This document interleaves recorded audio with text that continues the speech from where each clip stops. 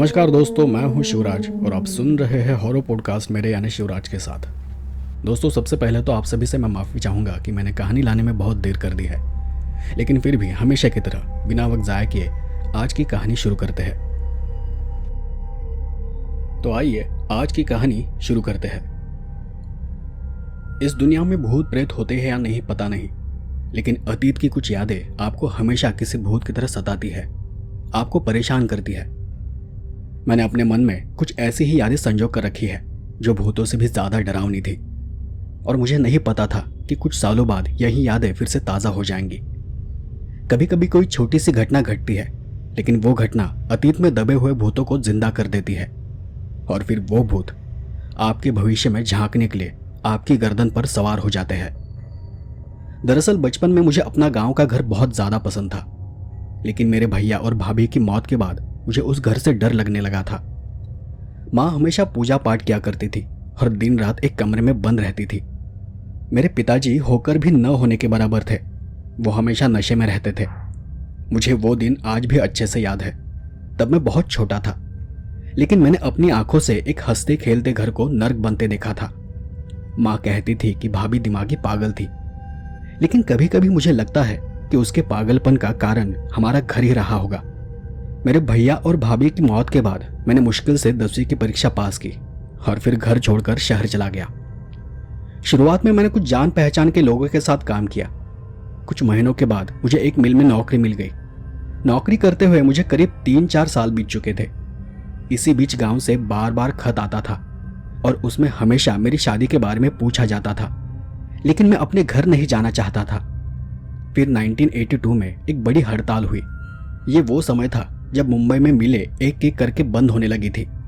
1982 के आसपास मैंने मुश्किल से कुछ महीने तक गुजारा किया, लेकिन पास जो कुछ पैसे थे वो खत्म होने लगे थे। वापस गांव लौटने के अलावा मेरे पास कोई चारा नहीं था। हड़ताल के 3 महीने बाद मैं अपने गांव वापस चला गया। गांव जाने के बाद मेरे सामने मेरा वही डरावना घर खड़ा था। उस घर से जुड़ी यादें बहुत भयानक थी, जिन्हें मैं हमेशा भूलना चाहता था, लेकिन मैं कभी भूल नहीं पाया। घर जाने के बाद मेरी माँ ने मेरे लिए खाना बनाया। सुबह रोटी खाते समय माँ ने पूछा, तो अब आगे क्या? ये हड़ताल कब तक चलेगी? मैंने कुछ नहीं कहा और अपना सिर ऐसे हिलाया जैसे मुझे कुछ पता ना हो। बाबा वहीं पास बैठे थे। उन्होंने रोटी के लिए अपना हाथ आगे बढ़ाते हुए कहा, नौकरी है तब तक शादी कर ले, बाद में कोई नहीं पूछेगा। मैंने एक नज़र उनकी तरफ देखा और फिर दीवार पर लगी भैया की तस्वीर को। शायद मेरी माँ समझ गई कि मैं क्या कहना चाहता हूँ। वो थोड़ा आगे बढ़ती हुई मेरे पास आकर बैठ गई। उन बातों को भूल जा, अब जिंदगी और मौत किसके हाथ में नहीं है। अगर तू शादी कर लेगा तो घर में दोबारा खुशियाँ लौट आएंगी, घर की रौनक लौट आएगी। तेरी शादी होगी, प्यारा सा बच्चा होगा, तो सब अपने आप ठीक हो जाएगा। माँ के ये शब्द सुनकर मेरा गुस्सा और बढ़ गया। मैंने गुस्से से प्लेट एक तरफ सरका दी। आपकी वजह से उनकी मौत हुई है, आपके कारण हमने उन्हें खो दिया है। मुझे नहीं पता कि आपने उनके साथ क्या किया था, लेकिन जो कुछ हुआ वो बहुत भयानक था। आप उन्हें बचा सकते थे, लेकिन आपने नहीं बचाया। सिर्फ आपकी वजह से 2 जिंदगियां चली गई है। माँ का चेहरा बदल गया। वो डायन थी, डायन, उसने गुस्से में कहा। उसी ने मेरे बेटे की जान ली है। मरने के बाद भी उसे शांति नहीं मिली। जाते जाते मेरे बेटे को भी अपने साथ लेकर चली गई। मैं खाना अधूरा छोड़कर घर से बाहर चला गया था, और अब आगे दिन भर क्या, ये सोचते हुए मैं अपने खेतों की ओर चला गया। हमारी जमीन बंजर थी, घर में खेती करने वाला कोई नहीं था। मेरे भाई के जाने के बाद जमीन में एक भी फसल नहीं उगाई गई थी। मैं वहीं पास के एक पेड़ की छांव में बैठ गया, अपनी आंखें बंद कर ली और चुपचाप बैठा रहा। कुछ देर बाद मुझे एक आवाज कानों पर पड़ी, जाग रहे हो या सो रहे हो? सामने देखा तो मेरा दोस्त सुभाष खड़ा था। मैं अपनी आंखें मलते हुए उठकर बैठ गया। अरे मैं तो ऐसे ही बैठा था, बस झपकी लग गई। लेकिन तुम यहाँ कहाँ? सुभाष ने सामने दूर देखकर कहा, बस यूं ही, सोचा कि अपने खेत घूम कर आता हूं। सुभाष फिर मेरे पास आकर वही छांव में बैठ गया। बातों बातों में मैंने उसे बताया कि नौकरी पर हड़ताल चल रही है, इसलिए मुझे गांव आना पड़ा। गांव आ तो गया, लेकिन यहां भी मन को शांति नहीं है। घर आते ही घर वालों ने शादी की बात छेड़ दी। पता नहीं कि उन्हें समझ नहीं आता कि मेरा शादी करने का जरा भी मन नहीं है। हमारे घर में क्या हुआ था ये सुभाष को पूरी तरह से पता नहीं था, लेकिन भैया भाभी की मौत के बारे में वो जानता था। उसने मुझे समझाते हुए कहा, देख भैया भाभी को गए हुए अब 5 साल हो चुके हैं और तू भी कब तक ऐसे अकेले जिएगा। शादी कर ले और चाहे तो फिर अपनी पत्नी को लेकर मुंबई चले जा। पहले तो मैंने उसे मना किया, लेकिन फिर मैं सोचने लगा कि उसने सच ही तो कहा था। कब तक मैं ऐसी जिंदगी जीऊंगा? कभी ना कभी तो मुझे शादी करनी ही होगी। और मुझे उसकी यह बात अच्छी लगी कि मैं शादी कर कर शहर चला जाऊं। थोड़ा सोचकर फिर मैंने सुभाष से कहा, अगर तुम्हारी नज़र में कोई हो तो मुझे ज़रूर बताना, मैं ज़रूर सोचूंगा। और फिर थोड़ी देर बातें कर हम अपने अपने रास्ते चले गए। एक हफ्ते के अंदर मुझे एक जगह के बारे में पता चला। लड़की का नाम रोहिणी था, उम्र 17 साल। उसने 8वीं कक्षा तक पढ़ाई की थी। कुछ ही दिनों में मैं अपने दोस्त के साथ लड़की देखने चला गया। देखने का कार्यक्रम हुआ और फिर मैंने घर पर बताया। माँ तब थोड़ी दुखी थी, लेकिन बाद में खुश हो गई। पिताजी उस समय भी नशे में थे। वो नाच रहे थे, झूम रहे थे और कुछ बड़बड़ा रहे थे कि घर में फिर से खुशियां आएंगी। अगले दिन शादी की बात हुई और निर्णय हुआ कि 15 दिन के अंदर शादी करनी होगी। और फिर मेरी शादी हो गई। मेरी जिंदगी की एक नई शुरुआत हुई। रोहिणी का स्वभाव शांत था और समझदार भी। माँ उससे ज्यादा बात नहीं करती थी। असल में मैं ही उससे ज्यादा बात नहीं करने देता था। उनके बीच जो भी बातें होती थी बस काम के विषय में होती थी। मैं उन पर नजर रखे था। और एक रात रोहिणी ने मुझसे एक सवाल पूछा, तुम्हारे घर में भैया की तो तस्वीर है, लेकिन भाभी की एक भी तस्वीर नहीं है, ऐसा क्यों? मैं चुप हो गया और उससे कहा, नहीं ऐसा कुछ नहीं है। भाभी की एक तस्वीर थी, लेकिन शायद खराब हुई होगी, इसलिए उसे निकाल कर रख दिया होगा। फिर दूसरा सवाल आया, माँ जी सारा दिन उस बगल वाले कमरे में अकेली क्या करती रहती है? उन्होंने मुझे पहले ही दिन चेतावनी दी थी कि मुझे उस कमरे में जाने की इजाजत नहीं है। गलती से भी उस कमरे में कदम मत रखना। उन्होंने मुझे ऐसा क्यों कहा? मैं फिर से सोचने लगा। मैं जानता था कि कभी ना कभी ये सवाल आएंगे, लेकिन मैंने भी सोच रखा था कि अभी उसे कुछ भी बताना नहीं है। जो कुछ बताऊंगा मुंबई जाने के बाद। मैंने सवाल को फिर से टाल दिया और कहा, कुछ खास नहीं, वहां उस कमरे में उसके देवता है। उसे उस कमरे में किसी का जाना पसंद नहीं है। वो सोचती है कि उसके देवता अपवित्र हो जाएंगे। तुम भी वहां मत जाना। वो फिर से चुप हो गई और कुछ देर बाद फिर एक अनचाहा सवाल पूछ लिया, भाभी को क्या हुआ था? मतलब भैया भाभी की मौत कैसे हुई थी? अब मैं थोड़ा सोच में पड़ गया कि उसे क्या जवाब दूं। मैंने किसी तरह बात को टालते हुए कहा, अब रहने भी दो, कि आज ही सब कुछ जानना है। बस इतना जान लो कि कुछ खास नहीं हुआ था, बस एक छोटा सा एक्सीडेंट था। लेकिन तुम अब सो जाओ, इस बारे में हम फिर कभी बात करेंगे। और मैं चुपचाप करवट बदलकर सो गया। सच कहूं तो मुझे नींद नहीं आ रही थी। उस रात भाभी का जो भयानक रूप मैंने देखा था वो बार बार मेरी आंखों के सामने आ रहा था। पानी पर तैरती हुई भैया की लाश नजर आ रही थी, लेकिन फिर भी मैं उन सभी यादों से दूर जाने की कोशिश कर रहा था। और वो भयानक यादें मुझे बार बार अपने जाल में घसीट रही थी। और उसके कुछ ही देर बाद बाहर से रोने की आवाज़ सुनाई दी। आवाज़ सुनकर रोहिणी ने मुझे जगाया। इतनी रात को बाहर कौन रो रहा है? मैं जानता था कि ये मेरी माँ की आवाज़ है। मैंने कुछ देर तक वो रोने की आवाज़ सुनी और उसे कहा, माँ को भैया की मौत का सदमा लगा है। वो आज भी भैया को याद कर ऐसे रात में रोती रहती है। अगले दिन रोहिणी घर की सफाई कर रही थी। वो बार बार मेरी तरफ देख मुझे पूछ रही थी कि माँ जी अब तक कमरे से बाहर क्यों नहीं आई, लेकिन मैं उसे कुछ भी जवाब नहीं दे रहा था। कुछ देर बाद माँ के कमरे का दरवाज़ा खुला और माँ बाहर आ गई। वो बिल्कुल नॉर्मल लग रही थी। उसके चेहरे को देखकर ऐसा लग ही नहीं रहा था कि वो रात भर रो रही थी। ये देखकर रोहिणी हैरान रह गई। बाहर आकर माँ ने कमरा बंद कर लिया और एक कोने में बैठ गई। मैं भी अपना सिर नीचे झुकाकर अपना काम करता रहा। दोपहर का खाना हुआ और माँ वापस कमरे में चली गई। मैं इतना जानता था कि सिर्फ पिताजी को उस कमरे में जाने की इजाज़त थी, लेकिन वो भी कभी कभार जाते थे, क्योंकि ज़्यादातर तो वो नशे में रहते थे। और अब मैं मुंबई जाने की तैयारी में लग गया। मुंबई में मैं जिन जिन लोगों को जानता था उन्हें हर रोज़ एक खत लिखता था और वह रहने के लिए जगह के बारे में पूछता था, लेकिन कहीं से भी मुझे मनचाहा जवाब नहीं मिला। एक एक कर दिन बीतते जा रहे थे और इच्छा न होते हुए भी मुझे रोहिणी के साथ अपने गांव में अपने घर में रहना पड़ रहा था। लगभग 1 महीना बीत गया होगा, लेकिन मुझे रहने के लिए कोई जगह नहीं मिली। रोहिणी मुझसे रोज पूछती थी कि हम मुंबई कब जाएंगे, और मैं बस कुछ दिन और ऐसा कहकर बात को टाल देता था। लेकिन आज सुबह से उसने मुझसे बात नहीं की थी। वो सुबह से गुस्से में थी। उसकी और माँ के बीच में कुछ हुआ था। दोपहर को सारा काम करने के बाद मैं रोहिणी को लेकर बाजार चला गया। मैं उससे पूछ रहा था कि क्या हुआ है, लेकिन वो मेरे किसी भी सवाल का जवाब नहीं दे रही थी। वो बस खामोश थी। आखिरकार मैंने उसे रोक कर पूछा, क्या हुआ है, तुम कुछ बोल क्यों नहीं रही हो? उसने थोड़ा गुस्से में कहा, मुझे अब इस घर से डर लगता है। भैया भाभी की मौत हुई है, लेकिन मुझे कोई नहीं बता रहा कि उनके साथ क्या हुआ था। आपके पिताजी हमेशा घर से बाहर रहते हैं। माँ जी भी बहुत अजीब व्यवहार करती है। मुझे कहीं भी जाने की इजाजत नहीं है। कुछ दिन पहले मैंने यूं ही माँ जी के कमरे में झांक कर देखा तो माँ जी ने मुझे दरवाजे से धक्का दे दिया। पता नहीं मेरी क्या गलती थी। कल भी मैंने गलती से भाभी के विषय में बात की तो माँ जी मुझ पर चिल्ला उठी, कहा कि इस घर में उस डायन का नाम मत लेना।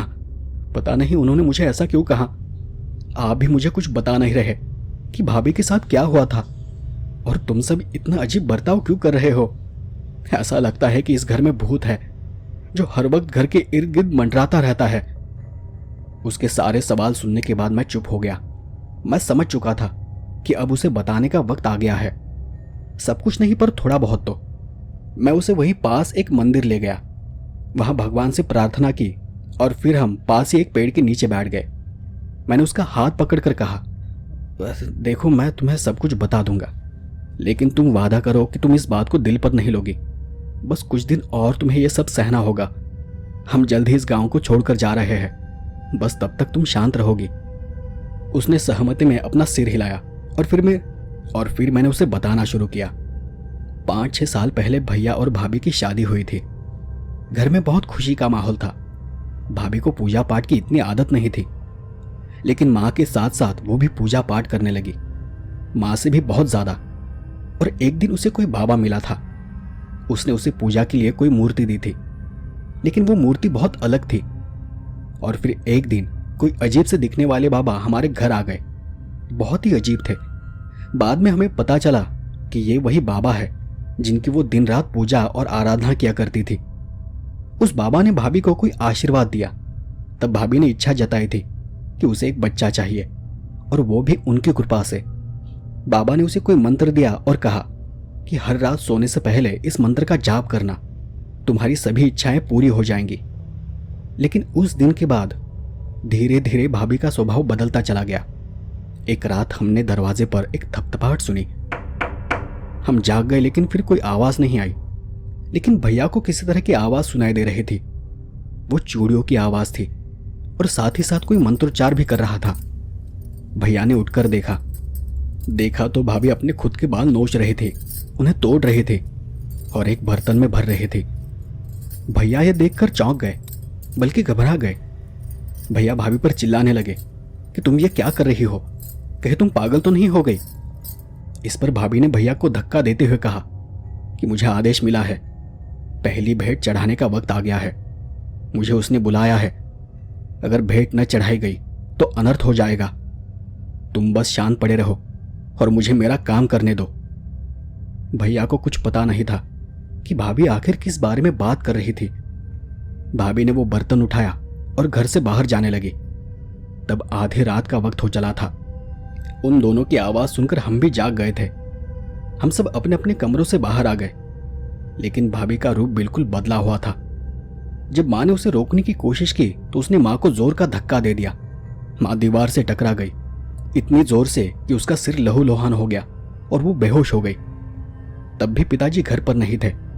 तब मैं बहुत छोटा था। तो भैया ने मुझसे कहा कि तुम भाभी के पीछे चले जाओ और उसे वापस ले आओ, और वो माँ को लेकर अस्पताल चले गए। मैं पगडंडी पर भाभी के पीछे पीछे चल रहा था। उस रात अंधेरा तो था, फिर भी सब कुछ साफ साफ दिखाई दे रहा था। चांद की सफेद धुंधली रोशनी हर तरफ फैली हुई थी। भाभी सिर पर बर्तन रखकर पैर पटकते हुए चल रही थी, हूं की आवाज करते हुए। मैंने पीछे से धीमी आवाज में उनसे कहा, भाभी भाभी घर चलो, भैया गुस्सा हो जाएंगे, घर वापस चलो भाभी। वो फिर भी चलती रही। माँ के साथ जो कुछ हुआ था उसे देखकर मैं भी बहुत डर गया था, लेकिन फिर भी मैं कुछ दूरी रखकर उनका पीछा करता रहा। थोड़ा आगे जाकर मैंने फिर कहा, भाभी भाभी वापस चलो, मुझे बहुत डर लग रहा है, मेरी बात मानो भाभी। वो एकदम से रुक गई और मेरी ओर देखकर चिल्ला उठी। कहा कि जा, वापस जा, नहीं तो मैं तेरी ही भेंट चढ़ा दूंगी।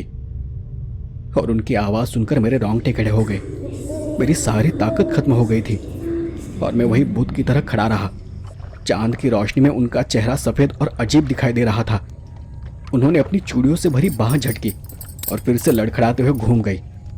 जब वो काफ़ी दूर निकल गई तो मैं छुपकर उनके पीछे चला गया। थोड़ा आगे जाने पर मुझे एहसास हुआ कि वो झील की ओर जा रही है। मैं वहीं एक पेड़ के पीछे छुप गया। मैंने देखा कि भाभी ने अपने हाथ का बर्तन झील के किनारे रख दिया और वो जाकर तालाब के पानी में खड़ी हो गई। फिर अपने दोनों हाथ ऊपर उठाकर वो ज़ोर ज़ोर से हिलाने लगी। उस वक्त वो कुछ बड़बड़ा रही थी। कुछ ही देर में उस झील के पानी से एक काली परछाई बाहर निकल आई। वो धीरे धीरे पानी पर तैरने लगी और भाभी के शरीर के चारों ओर गोल गोल घूमने लगी। मुझे ज़रा भी अंदाज़ा नहीं था कि वहाँ क्या हो रहा है। फिर उस काली परछाई ने बर्तन से बाल निकाले और उन्हें खाना शुरू कर दिया। वो देख मुझे बहुत अजीब सा लगा। इसके बाद वो परछाई वापस पानी में चली गई और भाभी भी पानी से बाहर आ गई। भाभी को बाहर आता देख मैं वहाँ से भाग खड़ा हुआ, लेकिन तब मैं घर की ओर नहीं गया बल्कि गांव में भैया के एक दोस्त के घर चला गया। असल में उस रात घर जाने से मुझे बहुत डर लग रहा था। वो पूरी रात मैंने भैया के दोस्त के घर बिताई। भाभी वापस घर गई या नहीं मुझे कुछ पता नहीं था। सुबह जब मैं उठा तो भैया मुझे घर ले जाने आए थे। मैं उनके साथ घर वापस चला गया। माँ तब एक दूसरे कमरे में सो रही थी और भाभी वहीं एक कोने में बैठी रो रही थी। और तब घर जाते जाते मैंने भैया को रात की सारी बात बता दी। भैया भी सिर पर हाथ लगाकर बैठे थे क्योंकि उन्हें पता ही नहीं था कि घर में अचानक क्या शुरू हो गया है। उन्होंने भाभी से कहा कि वो जिस किसी चीज की पूजा कर रही है वो उसे तुरंत बंद कर दे। और उन्होंने माँ को भी समझाया क्योंकि उस रात के बाद माँ भाभी को घर में रखना नहीं चाहती थी। एक हफ्ते तक सब कुछ शांत रहा, लेकिन घर का सारा माहौल बिगड़ चुका था। कोई किसी से बात नहीं कर रहा था। ऐसे ही कुछ महीने बीत गए। एक रात मैंने फिर दरवाजा खुलने की आवाज सुनी। वो आवाज भैया के कमरे के दरवाजे की थी। उस वक्त मैं माँ के पास करवट लेकर सो रहा था, लेकिन माँ तब बहुत गहरी नींद में थी। मैं उठकर दरवाजे के पास चला गया और दरार से बाहर झांक कर देखा। मैंने वहां एक काली परछाई को घर से दूर जाते हुए देखा और उसके पीछे पीछे भाभी चल रही थी। वो देखकर मेरा शरीर कांपने लगा। मैं डरते हुए अंदर आ गया और चादर ओढ़कर सो गया। आगे क्या हुआ कुछ पता नहीं। वो बात भी मैंने भैया को बताई और उसके बाद उन्होंने भाभी पर नजर भी रखी, लेकिन फिर काफी दिनों तक वैसा कुछ भी नहीं हुआ। और एक रोज मैंने एक अजीब सी चीज देखी। मैंने देखा कि भाभी खाना बना रही थी। मैं तब दरवाजे के पास खड़ा था और शायद उन्हें पता नहीं था कि मैं उनके पीछे खड़ा हूं।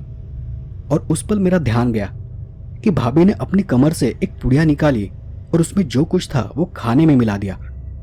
वो देखकर मुझे याद आया कि जिस रात मैंने भाभी को घर से जाते हुए देखा था, उस रात मैं अकेला जाग रहा था क्योंकि उस दिन मैंने खाना नहीं खाया था। मतलब जरूर आज भी वैसा ही कुछ होने वाला है। और तब मैंने सोच लिया कि आज भी मैं खाना नहीं खाऊंगा और मैं भैया को यह बात बता दूंगा। लेकिन उस दिन भैया घर पर नहीं थे, इसलिए मैं उन्हें ढूंढते हुए गांव चला गया। मैंने बहुत देर तक उन्हें ढूंढा, लेकिन भैया मुझे कहीं नहीं मिले और नहीं मुझे उन्हें कुछ बताने का मौका मिला। आखिरकार अंधेरा होने के बाद मैं वापस घर आ गया। देखा तो माँ और भैया दोनों सो रहे थे। मैंने खाना न खाने का फैसला किया था, पर मैं भाभी को कैसे कहता कि मैं खाना नहीं खाने वाला हूं। शायद उन्हें शक हो जाता। और तभी भाभी मेरे कमरे में आ गई और मुझसे कहा कि तुम खाना खा लो, मुझे बर्तन धोने हैं। मुझे उनसे बहुत डर लग रहा था, इसलिए मैंने उनसे बस इतना कहा कि मेरे खाने की थाली लगा दो, मैं आज अपने कमरे में खाना खाऊंगा, मुझे थोड़ी पढ़ाई करनी है। भाभी ने मेरे लिए थाली परोस दी और मैं थाली लेकर दूसरे कमरे में चला गया। कमरे में जाकर मैं दरवाजे की ओर पीट कर बैठ गया ताकि अगर वो देखने आ जाए तो उसे लगे कि मैं खाना खा रहा हूं। और मैंने जैसा सोचा था ठीक वैसा ही हुआ। थोड़ी ही देर में भाभी अंदर आ गई और मुझे देखने लगी और मुझे देख उसने पूछा कि खाना हो भी गया। मैंने हाथ धोते उन्हें कहा कि हाँ, थोड़ी पढ़ाई करनी थी इसलिए जल्दी जल्दी खत्म कर लिया। वो उस थाली को लेकर बाहर चली गई। दरअसल मैंने वो खाना अपने स्कूल के डिब्बे में भर दिया था। मैंने कमरे का दरवाज़ा बंद कर दिया और माँ के पास चला गया। उन्हें जगाने की कोशिश की, लेकिन वो सिर्फ हूं हूं करती रही। उस रात क्या होने वाला था पता नहीं था। भाभी के बारे में सोचकर ही मेरा मन कांप रहा था। मैं चुपचाप बिस्तर पर लेटा रहा। धीरे धीरे सब कुछ शांत हो गया। सारी आवाजें आनी बंद हो गई। बस रात के कीड़ों की किरकिर की आवाज सुनाई दे रही थी। उस भयानक सन्नाटे में मैंने फिर वो आवाज सुनी, वो थपथपाहट। मैं धीरे से अपनी जगह से उठ गया। आहिस्ता से दरवाजे के पास चला गया और दरवाजे की दरार से बाहर देखने लगा। मैंने देखा कि वही काली परछाई सामने चलते हुए जा रही है। अगले ही पल बगल वाले कमरे का दरवाजा खुला और भाभी भी लाल साड़ी पहने हुए उस परछाई के पीछे जाने लगी। जब वो अंधेरे में काफी दूर चली गई, तब मैंने धीरे से दरवाजा खोला और अंधेरे में उसी दिशा में चलने लगा। मैं जानता था कि वो कहाँ गई होगी। थोड़ी देर बाद मैं छुपते छुपाते झील के पास चला गया। वहां सब कुछ साफ साफ नजर आ रहा था और अचानक मुझे ख्याल आया कि आज तो पूर्णिमा की रात है। और तब मुझे एक और बात पता चल गई कि ये सब कुछ हर पूर्णिमा की रात होता है। और उसके बाद जो कुछ मैंने देखा, वो देख मेरी आंखें सफेद हो गई। शरीर में कांटा सा महसूस हुआ। भाभी तालाब के पानी में उतर गई थी। उसने अपने दोनों हाथ ऊपर कर रखे थे और उसका पेट खुला था। एक काली सी परछाई उसके चारों ओर मंडरा रही थी। कुछ चक्कर लगाने के बाद वो परछाई अपने हाथ से भाभी के पेट को सहलाने लगी। मैं वो देखता रह गया। फिर मैंने देखा कि एक एक कर झील के पानी में कई काली परछाई निकल रही थी। वो सारी परछाइयाँ अपने हाथ से भाभी के पेट को सहला रही थी। कुछ परछाइयाँ झील का पानी उन पर डाल रही थी। ऐसा लग रहा था मानो वो उनकी पूजा कर रही हो। और मुझे एहसास हुआ कि ये तो बहुत अजीब बात है, जिसे मैं एक मामूली घटना समझ रहा था। वास्तव में वो अमानवीय था, मेरी सोच से भी परे था। रोहिणी ये सब सुनते हुए आश्चर्य से मुझे देख रही थी। वो मेरी ओर देखते हुए बीच में ही बोल पड़ी, बाप रे, ये सब कितना भयानक है। आपके घर में इतना सब कुछ हो चुका है और आपने अब तक मुझसे ये छुपा कर रखा। रोहिणी मुझसे नाराज हो गई थी। मैंने उसे शांत करने की कोशिश करते हुए कहा, रोहिणी गुस्सा मत करो। दरअसल मैं तुम्हें ये सब बताने वाला था, लेकिन यहां से जाने के बाद, क्योंकि मैं तुम्हें डराना नहीं चाहता था। बस तुम इसमें से किसी भी बात को लेकर कुछ भी बुरा मत सोचना। बस कुछ दिनों की बात है, हम जल्द ही यहां से चले जाएंगे। वो भी चुप हो गई और फिर कुछ सोचकर उसने कहा, ठीक है, लेकिन अब मेरी एक शर्त है। किसी भी हालत में तुम्हें मुझे कल के कल यहां से ले जाना होगा, नहीं तो मैं खुद ये घर छोड़कर चली जाऊंगी। मुझे उसकी बात बहुत बुरी लगी, लेकिन मेरे पास भी कोई रास्ता नहीं था। मैं उसे फिर से समझाने लगा, रोहिणी मेरी बात को समझो, कल के कल निकलना मुश्किल है। मैं पिछले 20-25 दिनों से मुंबई में जगह ढूंढने की कोशिश कर रहा हूं। चाहो तो मुझे बस 2-3 दिन और दे दो, मैं जरूर कुछ करता हूं। और न चाहते हुए भी उसने मेरी बात मान ली। तब मैंने धीरे से उसे पूछा, क्या तुम्हें आगे की कहानी सुननी है? उसने मेरी ओर गुस्से से देखकर कहा, नहीं, मुझे कुछ नहीं सुनना है, मुझे अब बहुत डर लग रहा है। और फिर हम चुपचाप घर चले गए। जब हम घर पहुंचे तो माँ बिस्तर पर लेटी हुई थी।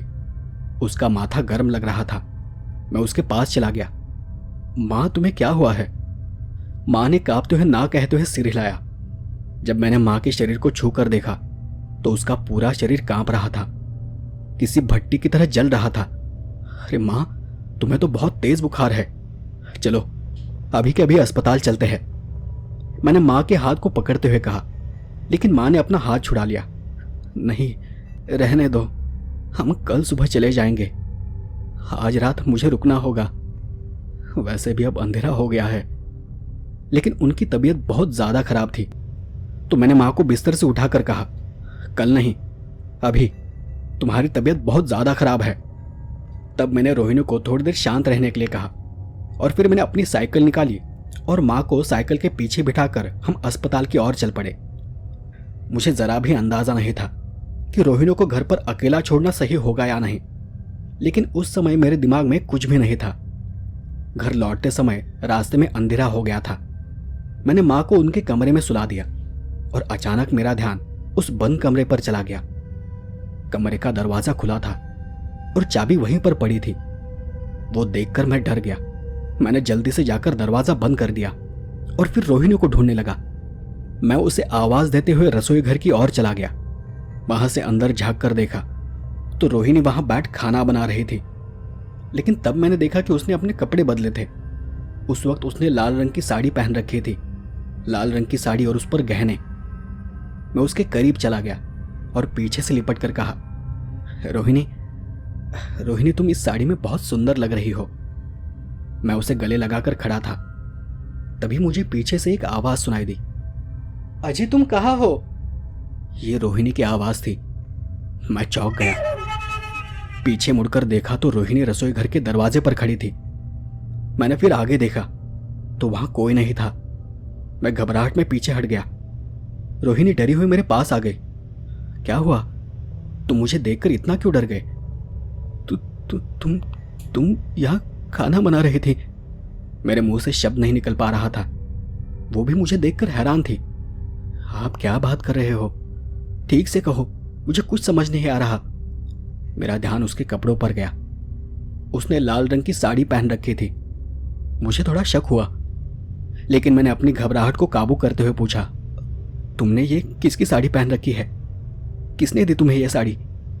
उसने अपने गहने को साड़ी को हाथ लगाते हुए कहा, मैंने खुद ही ली है। हुआ ये कि जब तुम माँ जी के साथ अस्पताल चले गए थे तब मैंने देखा कि कमरे की चाबी बिस्तर में ही रह गई थी।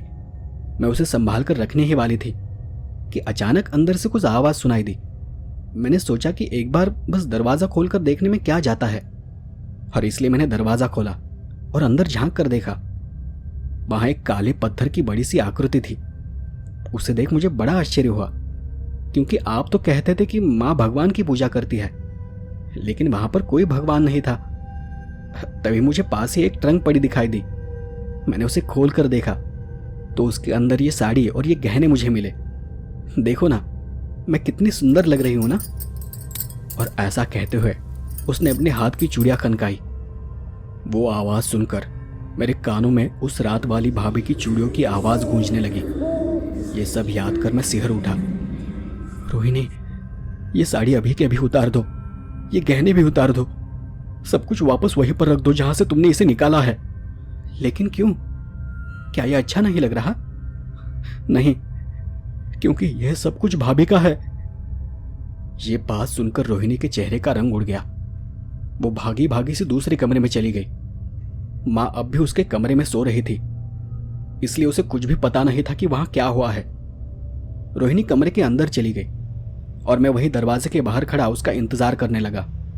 कपड़े बदलने के लिए उसने दरवाजा बंद कर लिया, लेकिन काफी देर बाद भी वो बाहर नहीं आई। मैं बाहर खड़ा उसे आवाज दे रहा था, रोहिणी, रोहिणी, जल्दी करो, जल्दी बाहर आओ। मैं बहुत धीमी आवाज में उसे पुकार रहा था ताकि मां को कुछ पता ना चले, लेकिन काफी देर बाद भी रोहिणी बाहर नहीं आई और न ही उसने अंदर से कोई आवाज दी। मैंने धीरे से दरवाजे को धक्का देकर देखा, लेकिन दरवाजा अंदर से बंद था। अब मुझे गुस्सा भी आ रहा था और डर भी लग रहा था। अगले 10-15 मिनट तक मैं उसका वही इंतजार करता रहा, पर रोहिणी बाहर नहीं आई। धीरे धीरे डर मेरे दिमाग में घर करने लगा और अजीब अजीब से ख्याल आने लगे। आखिरकार मैंने चिल्लाकर कहा, रोहिणी, रोहिणी, बाहर आओ, जल्दी बाहर आओ, नहीं तो मैं दरवाजा तोड़ दूंगा। मेरी बात सुनकर मां दूसरे कमरे के दरवाजे पर आकर खड़ी हो गई। उसने अपनी कमर के पास छूकर देखा और उसे महसूस हुआ कि उसकी कमर में कोई चाबी नहीं है। उसका चेहरा पीला पड़ गया। वो जल्दी से बाहर आ गई और बंद दरवाजे के पास खड़ी हो गई। उसने मेरे चेहरे की तरफ देखा और जान गई कि वहां कुछ तो अजीब हुआ है। वो घबराकर कभी मेरे चेहरे को तो कभी उस बंद दरवाजे की ओर देखने लगी। तभी अंदर से दरवाजे पर एक दस्तक हुई और उसी के साथ एक अजीब सी हंसी सुनाई दी। मां का चेहरा और भी भयभीत हो गया। वो दरवाजे के और करीब गई और उसने धीरे से पुकारा, सुमति।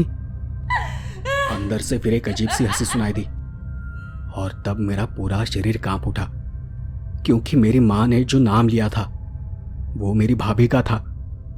तब मैंने मां से कहा, मां, अंदर रोहिणी है। मां ने घबरा कर नाम ही सिर हिलाया और बस एक शब्द कहा, सुमति है।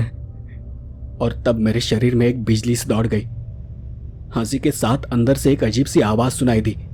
आ गई तू, फिर से आ गई। तेरे कारण मुझे मेरे बेटे को मारना पड़ा था। मैंने तुझसे वादा किया था कि जब भी इस घर में खुशी का माहौल होगा मैं वापस जरूर आऊंगी, इस घर में मातम लेकर आऊंगी। देख, मैं फिर से आ गई हूँ इस घर में मातम मनाने। वो फिर जोर जोर से हंसने लगी और माँ डर कर रोने लग गई। क्या मेरे बेटे की जान लेकर तुम्हारा दिल नहीं भरा? तुम हमें क्यों सता रही हो? हमें छोड़कर चली क्यों नहीं जाती? मुझे कुछ भी पता नहीं था कि उनके बीच क्या चल रहा है। मुझे बस रोहिणी की जान की चिंता हो रही थी।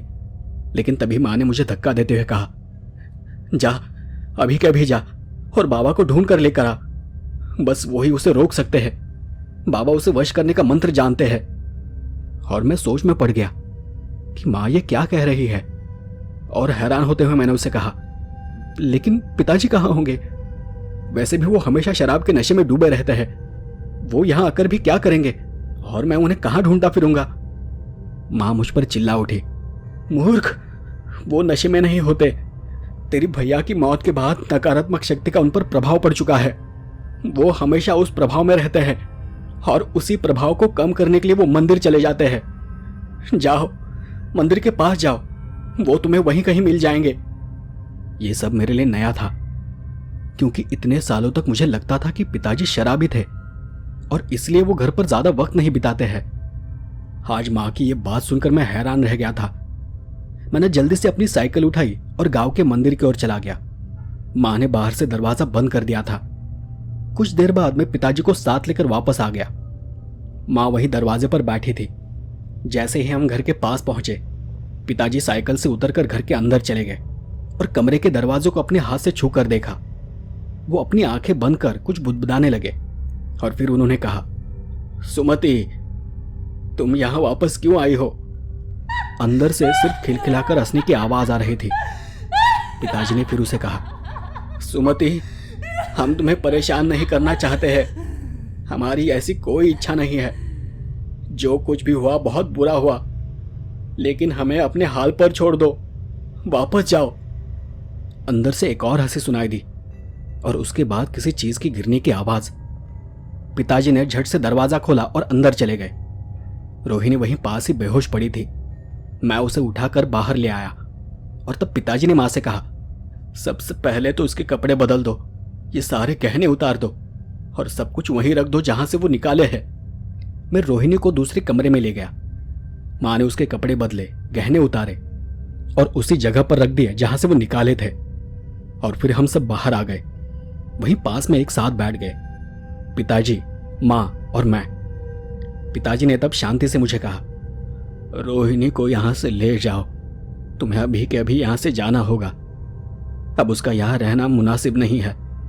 रोहिणी ने उसकी चीजों को छूकर अपने होने का एहसास दिलाया है। वो फिर आएगी, मौका मिलते ही वो लौट आएगी और उसे ले जाएगी। असल में मैं अपने परिवार से बहुत नाराज था, क्योंकि इस सब के लिए वो ही जिम्मेदार थे। मैं गुस्से में अपनी जगह से उठ खड़ा हो गया। ठीक है, मैं जा रहा हूं, लेकिन इस सब के लिए आप लोग जिम्मेदार हो। और याद रखना, मैं फिर कभी इस घर में कदम नहीं रखूंगा। इतना बोलकर मैं अंदर वाले कमरे में चला गया और अपना सामान भरने लगा। तभी मैंने देखा कि रोहिणी को होश आ गया था। मुझे सामान भरते हुए देखकर उसने कहा, मैं यहां कैसे पहुंची? मुझे क्या हुआ था? मैं उसके पास बैठ गया और उसके सिर को सहलाते हुए उसे शांत करते हुए कहा, कुछ नहीं, तुम्हें बस थोड़ा सा चक्कर आ रहा था, इसलिए यहां आराम करने के लिए तुम्हें सुलाया है। तुम बस थोड़ी देर आराम करो, मैं तुम्हें अस्पताल ले जाने वाला हूं। मैं तब भी उसे बताना नहीं चाहता था कि वहां क्या हुआ था, और इसलिए मैंने उसे अस्पताल का कारण दिया और मैं फिर से सामान भरने लगा। दरअसल मैं जल्द से जल्द वहां से निकलना चाहता था। मैं दूसरा सामान ढूंढने के लिए बाहर आया और अपने माता पिता की ओर गुस्से से देखने लगा। उस वक्त पिताजी ने मुझे अपने पास आने का इशारा किया। मैंने उन्हें गुस्से से देखते हुए कहा, मुझे शर्म आती है कि मैं इस घर में पैदा हुआ हूं। मैंने ऐसा कहा और उसी वक्त मां ने मुझे मारने के लिए अपना हाथ उठाया। पिताजी ने झट से उसका हाथ पकड़ लिया और शांत होते हुए मुझसे कहा, बेटा तुम सही हो, लेकिन जाने से पहले मेरी एक बात सुनकर जाना, ताकि तुम्हारे मन में कोई संदेह ना रहे। हर माँ को अपना बच्चा प्यारा होता है। तुम बहुत छोटे थे, तुम्हें ये सब कुछ सहना या देखना ना पड़े, इसलिए हमने तुम्हें इन सब चीज़ों से बहुत दूर रखा था। शायद तुम्हें भी याद होगा कि ये सब उस दिन शुरू हुआ था जब वो एक बाबा हमारे घर आया था। वो घर आया और सुमति के कान में कुछ मंत्र देकर चला गया। बाद में हमें पता चला कि वो उस बाबा की पूजा पहले से ही करती आ रही थी। इस सब में माँ की कोई गलती नहीं है। माँ ने तो उसे बहुत समझाया था, सुमति को रोकने की बहुत कोशिश की थी, लेकिन उसने फिर भी उनकी पूजा आराधना जारी रखी। दरअसल उस बाबा ने उस पर ऐसा जादू किया था कि वो उसकी हर बात सुनती थी। और एक बात भी मुझे बाद में पता चली कि उस बाबा के पास एक झोला था और उस झोले में शैतान का अंश था। सुमति ने उसे देखा था और उसी के बाद वो सब कुछ भूल गई थी। वो उसी शैतान की पूजा करती थी, उसके आदेश का पालन करती थी। एक दिन मैंने बाबा को जाते हुए देखा था। जाते जाते उस बाबा ने शैतान का अंश उस झील में छोड़ दिया और वो गांव छोड़कर चला गया। मैंने झील में जाकर देखने की कोशिश की, लेकिन मुझे कुछ भी दिखाई नहीं दिया। उसके कुछ ही दिनों बाद भैया ने सुमति को रात में बाहर जाने से रोका था। फिर उसने तुम्हारी माँ को जख्मी किया और वो शैतान की पूजा करने चली गई। बाद में उसने घर के खाने में कुछ मिलाना शुरू कर दिया ताकि उसे कोई रुकावट ना हो। जब सब लोग गहरी नींद में सो जाते थे तब वो झील के पास चली जाती थी, जिसके बारे में तुम्ही ने कुछ दिन बाद हमें बताया था। और तब तुम्ही ने कुछ अजीब ताकतों को, परछाइयों को उसके पेट पर हाथ घुमाते हुए भी देखा था, है ना? मैंने उन्हें हाँ कहा। इस पर उन्होंने आगे कहा, यह सब शैतान का खेल था। कुछ दिनों बाद उसने झील में जाना बंद कर दिया क्योंकि उसे एहसास हो गया था कि घर में पता चल गया है कि वो क्या कर रही थी। तो खाने में कुछ मिलाकर झील के पास चली जाती थी और उस दिन के बाद माँ घर में खाना बनाने लगी। फिर अचानक एक दिन भैया को एहसास हुआ कि सुमति पेट से है। वो गर्भवती थी, जिसके बारे में उसने हमें कुछ भी नहीं बताया था, भैया को भी नहीं। लेकिन किसी तरह भैया को पता चल गया और तब जाकर सुमति ने कबूल किया कि वो पेट से है। लेकिन सबसे ज्यादा हैरानी की बात यह थी कि एक दिन वो डॉक्टर के पास चले गए थे, तब भैया भी उसके साथ थे। लेकिन वहां क्या हुआ उसने भैया को कुछ भी पता नहीं चलने दिया। तब मुझे बिल्कुल भी अंदाजा नहीं था कि घर में क्या हो रहा है। एक दिन वही डॉक्टर मुझे मंदिर में मिले। उनकी और मेरी अच्छी जान पहचान थी। उन्होंने मुझे यूं ही पूछ लिया कि आपकी बहू कैसी है। मैंने उन्हें कहा कि ठीक है। तब उन्होंने कहा कि बहू के साथ जो कुछ हुआ उसका उन्हें बहुत दुख है। उसका बच्चा गर्भ में ही मर गया है और एक माँ के लिए दुनिया का यह सबसे बड़ा दुख होता है। मैं उनकी बातें सुनकर हैरान रह गया और उनसे दोबारा पूछा, क्या बच्चा मर गया था? उन्होंने हाँ कहा और तब उन्होंने उससे कहा था कि बच्चे को गर्भ से निकालना पड़ेगा। लेकिन तब उसने डॉक्टर से कहा था कि वो मायके जाना चाहती है और ये सब कुछ वो मायके जाकर कर लेगी, इसलिए उन्होंने उससे कुछ नहीं कहा। और ये सब कुछ सुनकर मेरे दिमाग ने काम करना बंद कर दिया। मैं बहुत डर गया था। तब मैंने उनसे कुछ नहीं कहा, क्योंकि अगर बच्चा कब का मर चुका था तो वो अब भी उसके गर्भ में पल रहा था। अगली पूर्णिमा की रात मैंने जानबूझकर सभी को जगराता में जाने के लिए कहा। उस दिन तुम अपने मामा के घर गए थे और मैं अच्छे से जानता था कि सुमति हमारे साथ जगराता में नहीं आएगी, और वही हुआ। उसने हमारे साथ आने से इनकार कर दिया। हम रात को चुपचाप बिना उसे कुछ बताए घर से निकल गए। उसके बाद मैं छुप गया और उसके पीछे चला गया। वो हमेशा की तरह आधी रात को लाल साड़ी पहनकर और गहने पहनकर घर से निकल पड़ी। झील के पास चली गई। वहां जाकर वो झील के पानी में उतर गई और हाथ उठाकर कुछ बड़बड़ाने लगी। तब मैंने देखा था कि झील के पानी से कुछ निकला था, जैसा कि तुमने हमें बताया था। ये बिल्कुल वैसी ही एक अजीब सी परछाई थी। वो अजीब परछाई पानी में लहरा रही थी। फिर वो धीरे धीरे पानी के ऊपर आ गई। उसने सुमति के चारों ओर चक्कर लगाया और फिर अपना हाथ उसके पेट पर ले गया। उसका पेट अचानक से हिलने लगा उस पल मुझे एहसास हुआ कि उसके पेट में शैतान का अंश पल रहा है। उस दृश्य को देखकर मुझे कुछ भी समझ नहीं आ रहा था कि मैं क्या करूं। मैं तुरंत अपने गुरु के पास चला गया।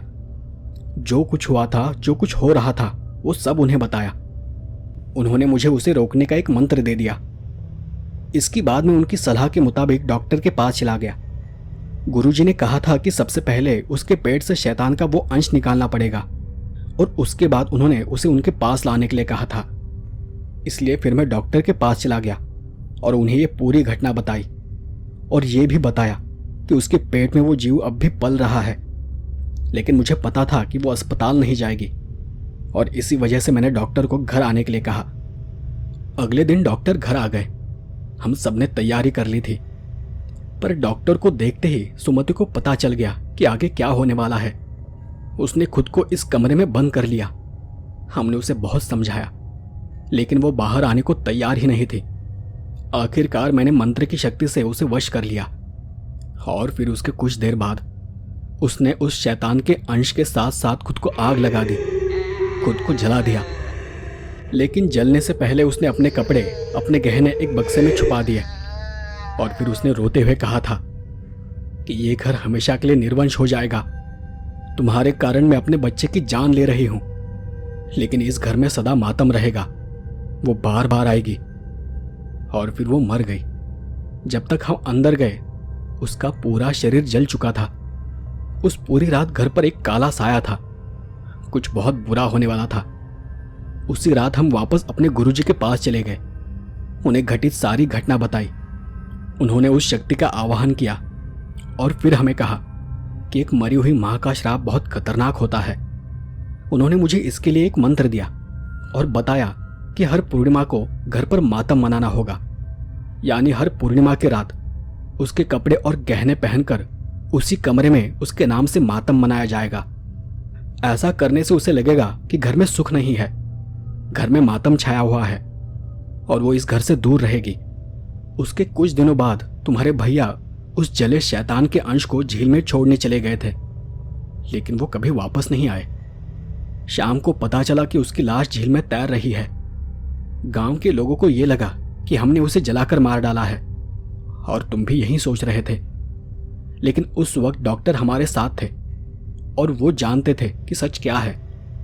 तुमने भी आज तक यही सोचा है कि ये सब हमारी गलती है, ये सब हमारी वजह से हुआ है, लेकिन असल बात कुछ और है और इसलिए मैं अब तुम्हें बता रहा हूं।